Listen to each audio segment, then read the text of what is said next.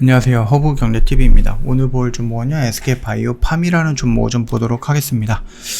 일단 뭐 지수가 좀 긍정적인 흐름이 나왔죠. 금요일날 그 다음에 월요일날 긍정적인 흐름이 나와갖고 단기적인 기술적 반등은 나아졌습니다. 그 동안에 지수가 계속 하락하는 부분에 있어서 굉장히 많은 신경을 좀 쓰지 않았을까라고 생각을 합니다. 그럼에도 불구하고 제약바이오 종목들이 뭐 지수랑 연동이 되면서 막 뚝뚝 떨어졌다라고 보기는 조금 어려운 행보를 좀 보여주고 있었죠. 조금 안타까운 부분이 뭡니까? 금요일날과 오늘 좀 지수가 좀 큼지막하게 좀 반등이 나왔을 때 종목들이 아직 따로 연동이 되지 않았다라는 부분이 조금 안타깝다고 생각을 합니다. 아무래도 지수 반등이 나온다고 해서 모든 종목이 다 반등이 나오거나 그러는 건 아니겠죠. 지수 반등이 나왔을 때 그 지수보다 두세 배 정도의 상승폭을 그려주는 것들이 지수를 추종하는 종목이다 라고 좀 판단을 해도 될 것 같아요. 그러나 SK바이오팜은 아직까지는 그 부분에 대해서는 조금 불확실하다라고 생각하시면 될 것 같아요. 아무래도 힘든 장이다 보니까 혼자서 버티기 좀 어렵지 않을까라고 생각을 합니다. 저희 카톡 친구 추가하셔갖고요. 아이디가 HRB20195거든요. 이거를 인용을 하신 다음에 저희 카톡 친구 추가하시고 저희한테 문의를 남겨놓으시거나 아니면은 뭐 무료 추천 종목이라든지 아니면 무료 체험을 좀 받고 싶다 요청을 해놓으시면 저희가 다 정리해서 안내해 드릴 거예요. 예, 다 챙겨 드릴 거니까 망설이지 마시고 언제든지 저희한테 바로바로 문의를 남겨놓으시면 된다라고 좀 말씀드리도록 하겠습니다. 일단 우리나라가요, 그 팬데믹에서 이제 엔데믹으로 넘어가는 흐름이 나와주고 있습니다. 근데 이건 우리나라뿐만 아니라 뭐 전 세계적인 흐름이겠죠. 국내 제약바이오 업계가 코로나19 팬데믹 속에서 주요 업종으로 이목을 모으면서 성장을 했는데, 국내 업체들은 내수 시장에만 의존했다는 비판을 받았으나 최근에 코로나19 백신 등 바이오 의약품 위탁 생산과 코로나19 진단키트를 수출하면서 달라진 위상을 좀 보여주고 있었거든요. 다만 성장세가 CMO라든지 진단키트에 좀 국한이 되어 있다라는 약점도 있기는 하지만, 그럼에도 불구하고 어딥니까? 예전에는 이런 것조차 못했는데 이에 성장세를 이어가기 위해서 신약 개발에도 속도를 내고 있다. 우리 신약 개발하면은요, SK바이오팜이 생각나는 거죠. 수노시라는 약과 세노바메이트, 이 약이 굉장히 좀 히트를 치고 있다. 물론 세노바메이트가 훨씬 더 히트를 치고 있죠, 수노시보다는. 동시에 국내 제약바이오 업체들이 세계 최대 의약품 시장이 꼽히는 미국 진출에 나서고 있다라고 좀 보시면 될 것 같아요. 그래서 좀 많은 회사들이 조금씩 새로운 신약을 가지고 좀 덤벼들고 있는데, 이게 뭐 실질적으로 그렇게 막 쉽거나 그렇게 되지는 않을 겁니다. 일단 SK그룹 같은 경우는요, SK바이오팜이 지난 1월 미국 FDA에서 표적 항암제 승인의 1상과 2상 시험 계획 승인을 받았거든요. 그래서 이는 1상과 2상 시험 계획을 동시에 승인을 했다라는 뜻입니다. 그러면서 이거 같은 경우는 PRMT5라고 해갖고요, 선택적으로 억제하는 차세대 항암 신약이다라고 합니다. 그래서 이런 부분들이 조금 긍정적인 효과가 나온다라고 했을 때에는 아무래도 우리가 암을 정복하는데 한 발자국 더 앞으로 갈 수 있지 않을까라고 생각을 합니다. SK바이오팜은요, 미국서 표적 항암제 임상을 기반으로 지난 30년간 뇌질환 치료제 개발 과정에서 축적된 뇌혈관 장벽 투과 약물 개발 역량을 바탕으로 해갖고 항암 신약 개발에 박차를 더욱 가하는 목표를 좀 갖고 있죠. 이뿐만 아니라 웨어러블 플랫폼 기술과 미국 판매망을 갖춘 디지털 치료제 기업에 투자를 단행하면서 차세대 뇌전증 치료제, 조현병 치료제 파이프라인 개발도 나서고 있다고 좀 보시면 됩니다. 뇌전증 발작 감지 디바이스는 올해 국내 임상에 착수할 예정이다라고 하는데, 이 부분이 뭐죠? 이 부분을 놓고 본다라고 하면 디지털 헬스케어 쪽으로 넘어갈 수 있고요. 그 부분이 바로 여기에 있는 이슈다라고 좀 보시면 됩니다. 그래서 잠깐만 여기 넘어오면은요, 일단은 코로나19로 촉발된 그 원격 의료 서비스 도입과 맞물려 갖고 디지털 헬스케어 제약바이오 사업이 미래 먹거리로 주목을 받고 있습니다. 화이자 머크사들은 물론이고요. 국내 제약 바이오 기업들이 발빠르게 관련 분야에 진출하면서 경쟁력 확보를 집중하고 있죠.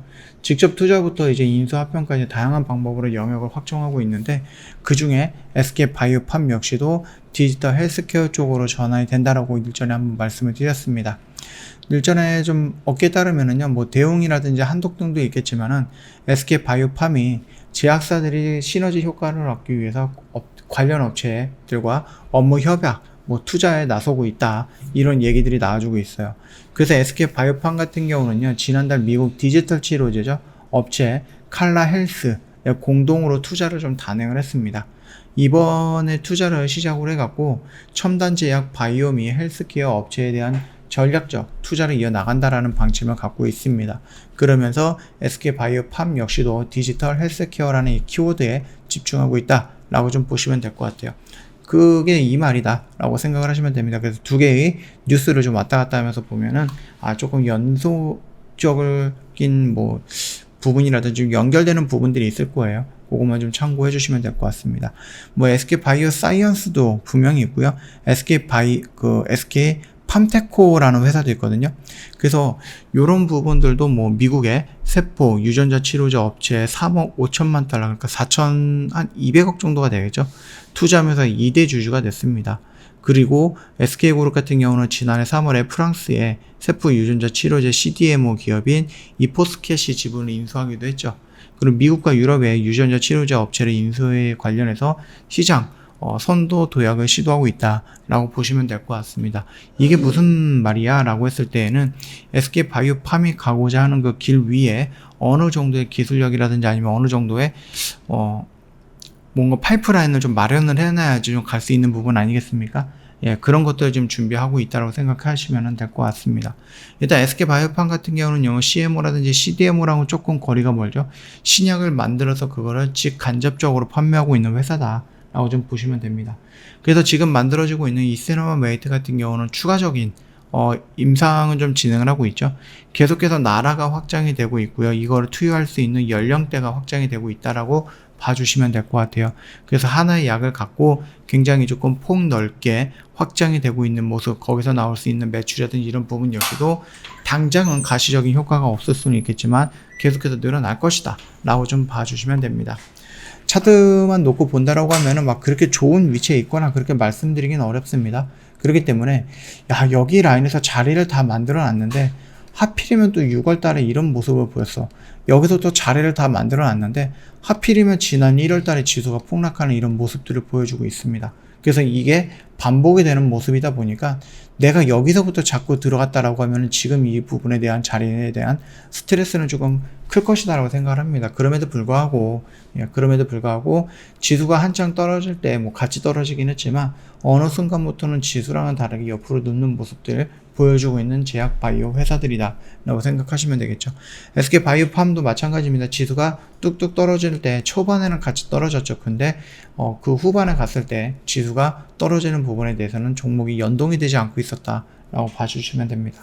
5일선을 좀 돌파하는 모습이 연출되었습니다. 아직까지 여기서 뭐 추세가 전환이 되었다 그런 거는 아니지만 그럼에도 불구하고 충분히 반등이 나왔을 때 요 구간 정도까지 온다라고 했을 때에는 아무래도 추세가 전환이 되려고 노력을 하는구나 라는 부분까지 우리가 알 수 있을 것 같습니다.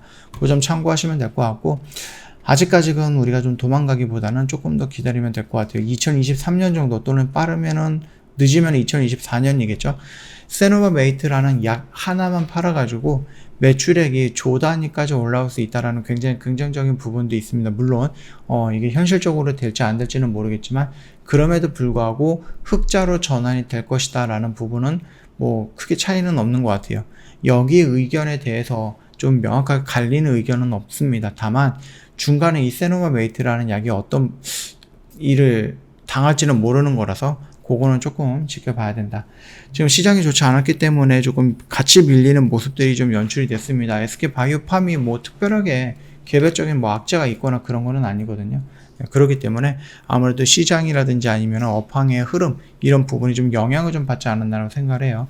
이 언저리 구간에서 반등이 나온다 그러면 결국은 이 10만원이라는 이 매물대 구간 지지를 받아야 되는 자리에서 지지를 실패했기 때문에 떨어지면 반등이 나왔을 때 저항이 된다라는 얘기겠죠. 그래서 이 모습들 좀 지켜보시면서 이 10만원 라인을 터치하는지 또는 돌파를 하는지 그런 모습 지켜보시면 되지 않을까라고 생각을 합니다. 뭐 일단은 중간중간에 마일스톤이라든지 아니면 뭐 로얄티 이런 부분들 들어올 거기 때문에 굳이 우리가 계속해서 기다리면서 세누마 메이트를 판매했던 그 금액만 가지고 우리가 매출을 잡지는 않아도 된다고 생각을 하시면 될 것 같습니다. 지금 시장의 흐름이 뭐 그렇게 좋은 거는 아니죠. 어려웠던 시장이었습니다. 거의 6월 달에 거의 코스닥 기준에서 마이너스 20% 정도의 드랍이 나왔기 때문에 여기서 나오는 것들은 일단 기술적인 반등이 나올 가능성은 있다라고 좀 보시면 될 것 같아요. 다만 이런 거를 이제 뭐 무작정 가지고 간다라기보다는 시장을 조금 흐름을 체크하면서 비중을 조절하고 새로운 종목으로 갈아타는 것도 나쁜 방법은 아니다라고 좀 말씀을 드리겠습니다. 지금 금요일과 오늘 지수가 거의 한 8% 정도 가까이 상승을 했는데 종목들이 그 정도의 상승폭을 못 내준다 라고 했을 때는 그게 종목이 지수를 좀 추종하는 종목인가라는 부분에 대해서 우리가 한번 생각해 볼 필요가 있겠죠. 만약에 그렇지 않다라고 했을 때 나중에 정말 크게 상승하는 모습이 연출된다라고 했을 때 종목이 따라가지를 못하는 조금 그런 부분이 있습니다. 그렇기 때문에 내가 이 종목에 대해서 무조건 죽을 때까지 가져간다? 그게 아니다라고 하면은 좀 적절한 구간이라든지 아니면은 상승이 나왔을 때 요 10만원 언저리 구간에서 비중을 조금 축소해 나갔다가 현금을 미리 확보해 두는 것도 나쁘진 않다라고 좀 말씀드리면서 마감하도록 하겠습니다. 저 허브 경제TV 홈페이지 오셔갖고요. 카톡 친구 추가하는 방법 보시면서 HRB2019 입력을 하시면 됩니다. 어렵지 않습니다. 그리고 저희 이벤트가 수요일까지입니다. 1년에 150만원 굉장히 좀 저렴하게 모시고 있고요. 어려운 시장이다 보니까 혼자서 시장에서 방황하지 마시고 저희 허브 경제TV가 든든한 파트너가 되어 드릴 거니까 언제든지 카톡 친구 추가하시고 문의를 남겨놓으시면 자세하게 설명드린다 좀 말씀드리면서 마감하도록 할게요. 영상 도움이 됐다 그러면 구독과 좋아요 한 번만 부탁드리겠습니다.